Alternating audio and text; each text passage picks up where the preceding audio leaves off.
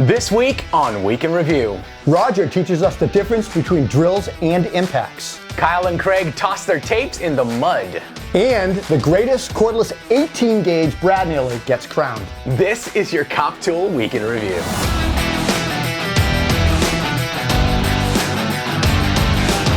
Hey guys, welcome back to Cop Tool. I'm Rob. I'm Rob too, and here's what happened this week in the world of power tools. What? What have I done? Let's just do this. Come on, we can do right. this. We got it. So Sarah is off this week, but just as all hope was lost, Rob Robillard suddenly showed up. I took a wrong turn. So I figured that this was a good opportunity to show Rob what actual work looks like. Yeah, man, this looks real rough. All right, let's start off right in the tool review zone where Clint was put under pressure by Ryobi. Seriously? Puns? Have you not watched this show before? Yeah, of course I have. By the way, where's Sarah? Rob, you are Sarah this week. Oh. Anyways, Clint reviews a new Ryobi 3200 PSI battery start pressure washer. After fawning over the electric start, he puts it through its paces, cleaning his driveway, and... I figured I'd score some brownie points and wash the wifey's car. We're going to take a collection at the end of the show and bribe Clint to never call his wife that again. Please. You're welcome. You can watch this video for yourself at Tool Review Zone on YouTube. You ready for this? Of course. Piece of cake. You know I had a TV show, right? Yeah, but this is YouTube, buddy. Like, the stakes are way higher here. Is that right? All right. Now, I'm asked often, what is the difference between a drill and an impact? Fortunately for me, Roger at Skill Builder posted an excellent video this week that covers both types of tools, the differences, their applications, so I don't have to answer your questions anymore. As long as you can understand his accent, you can watch the video at Skill Builder on YouTube. How was that? That was fine. I'm a natural. Yeah, you're good at everything, Rob. We get it. Moving on, Scott Brown is back on the job this week, and he took the time to talk about the importance of using a proper vac on the job site. The materials he cuts on a regular basis can be toxic to breathe, especially the treated lumber you'll find in most of his projects. So Scott's vac of choice is predictably his Festool, which it looks like a CT Mini to me, which is always hiding the background of his work videos. You can catch up with Scott at Scott Brown Carpentry on YouTube. So how do you know which tools to buy? Wait, me? Yeah, how do you know which tool you're going to buy? I don't know. I guess I read reviews. Yeah, that's right. You read the legendary head-to-head reviews that we do at Toolbox Buzz on YouTube. Of course. Yes, that's how I do it. This week, my talented team of contractors thoroughly tested 4 cordless 18-gauge brad nailers that are on the market. We used several methods to determine whether the best nailer was Milwaukee, Makita, DeWalt, or Metabo HPT. Then we delivered the info in the most informative way and best looking possible. All right, this isn't an infomercial, buddy. Aren't you paying me for this? That's fair. Okay, go ahead and talk about your video. Okay, thanks. So to find out who won the head-to-head, go over to toolboxbuzz.com on YouTube. Last of all, the troublemakers at RR Buildings got distracted from work again this week. This time they found themselves impressed with the Lufkin Shock Force tapes and wondered out loud if the 100-foot fall protection was real. So, of course, they took turns launching them into the mud. Impressed with their orbital attributes, Kyle's only complaint was the 25-foot size. So apparently, post-frame buildings are sometimes longer than 25 feet. So Kyle, I've got a tip for you. We're huge fans of the Shock Force 2, and I just saw a 35-foot version while walking through Ohio Power Tool yesterday, and I bet if you emailed Jay and promised him a selfie at STAFTA, he'd probably send you one. I'm just saying. Now that we're done playing with tapes, it's time again for some actual work with Rob Robillard. Oh, yeah, you're I'm here right this here, week. man. Sorry. Yeah. So actual work with Rob Robillard. What you got for us? Well, I'm here, so I'm not prepared to do that. However, I did show up today, and Rob put me to work fixing things in his office here. So yeah, let's tell him what we did. All right. So we had an instance where we were trying to drill into a long space, and Rob has all of his tools at home. He forgot to bring them here because you have all those tools you were telling me about. I do a lot of tool stuff at home. Yeah, so we didn't have an impact driver. We didn't have an extension bit, but he did have a 4-in-1 screwdriver. So what we did is we just chucked this into a drill, and we got our extension. Yeah, So pretty clever. there's your tip. Awesome. And I'm not going to hang any more pictures for you. I'm done. That's it. Well, I know how to hang pictures, so. Yeah, but you did do a very good job at it. Whatever. Yeah. All right, so now that we're done playing with tools, it's time. Now what? What's with the glasses? Sometimes cool guys wear glasses. Nothing wrong with that. You're trying to look like me. You're copying me. I'm not. Hey, this is my show, okay? So, if anyone's copying anyone, you're copying me. Maybe not for long. Sarah might come back from vacation and find a different Rob here. Okay. We'll see. Okay. It's just pretty easy stuff. I'm just gonna put those away. Thank you, Rob, for the lesson on glasses. So, with Sarah off this week, I'm gonna take a stab at this week's Make or Break. First up, video production is not an inherent ability. Just because you're a talented woodworker, craftsman, or metal worker does not mean you can shoot and edit a good story. But once in a while, someone comes along that not only builds something great, but makes a video that's just as fun to watch as the project is to build.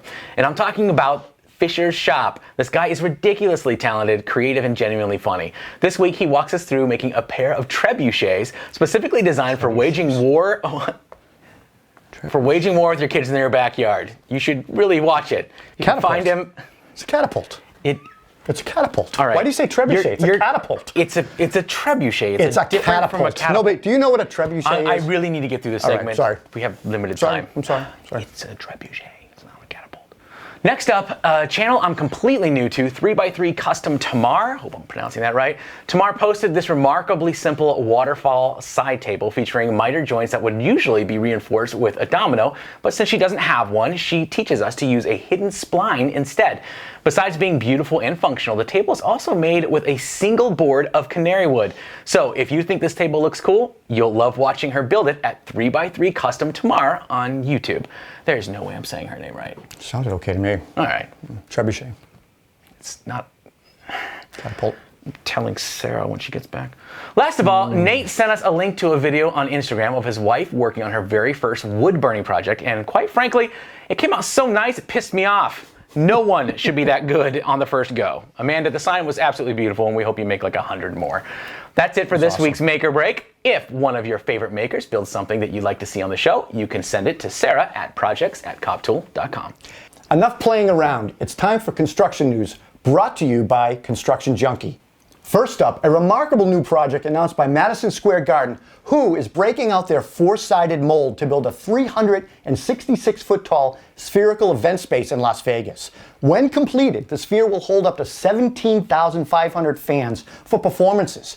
But the main feature will be a 160,000 square foot LED screen, promised to be the largest and highest resolution LED screen on the planet. The project alone has created 1,500 construction jobs and should be completed somewhere around 2021. In far less interesting news, although important, OSHA announced plans to update their 2016 silica dust regulations. Their goal is to gain feedback on additional dust control methods, as well as additional tasks and equipment not currently covered by Table 1. To do this, they're currently taking comments on their website at regulations.gov. If you're interested in contributing, be sure to do so by October 14th, 2019. For more of these stories and all of your construction industry news, visit constructionjunkie.com. Before we put Rob back in his box and mail him back to Boston, let's swing by Instagram for a few of our favorite posts. At the Hilti event this year, we got to meet Murray's dad, who is exactly as cool and interesting as Murray is. This week, he posted a time-lapse of the two of them putting up a fence together. Travis over at Tools by Design posted a quick review of the same Milwaukee 18-gauge brad nailer that won our head-to-head testing. He clearly liked it as much as we did. Both the Toolaholic and French-Canadian Carpenter got their hands on these new Extreme Post-its. I had no idea this was a need, let alone that there was a solution for it. But, you know, the internet or whatever. And the best stop on Instagram is with the fellow tradesman at Toolbox Buzz. Oh, of course it is, right? Yes, it is. This week, we featured a Makita LXT subcompact impact driver, pulled some boulders out with chains, greased up our toys with a Ryobi grease gun, and tested 4.5-inch grinder from Metabo HPT. Well, that actually does kind of sound cool. Are you surprised? I'm not surprised. You guys are awesome. That's why you're here, man. I know. Thanks for having me. And finally, we want to offer a huge grats to Sarah at Tool Girls Garage for hitting the big 20,000, 20,000 followers on Instagram. Her content is super good, her projects are fun, and you can tell she loves her tools. All right, that does it for us this week. Rob, thanks so much for joining us. Thanks for having me. I really appreciate it. I had fun. So I'll tell you what, since you're our guest this week, every week we ask our fans and our audience to talk about something in the comments. what would you like to ask him? Oh, I'd love for you guys to reach out and tell us what you want to see for a head-to-head test. That's a great idea. If you guys aren't familiar with Toolbox Buzz, that's what they're known for, these unbelievably detailed head-to-head videos. So are you working on any of them right now? We are. We are currently working on a pneumatic test. Oh, that's awesome. That'd be cool. Pneumatic What else? nail guns. We're going to do some grinders and maybe work on a 12-inch cordless miter saw. Oh, that's cool. Did you guys ever do that sandwich one you were gonna? You mean the grinder test? Rob, we talked about this. Yeah. Right. Yeah. Right, I remember now. We did this. Did the salami win? Yes. All right. So you guys can, of course, find all of Rob's video and content over at Toolbox Buzz on YouTube, so be sure to check that out. You can find him at toolboxbuzz.com. And, of course, you can find Todd and his whole crew over at Toolbox Buzz on Instagram. Yep. Absolutely, so don't miss that either. All right, so since you're our Sarah this week, why don't you take us out? Oh, absolutely. Thanks to Ohio Power Tool for sponsoring the show. Don't forget, like and subscribe so you don't miss out. We'll see you next week. Take care, guys. Whew. Man, that was hard. I told you this was hard. Like, I spend hours every week writing, and you're making fun of me. No, I would never make fun of someone who gets manicures. Nice nails. See you next week. Bye, guys. Don't be sad.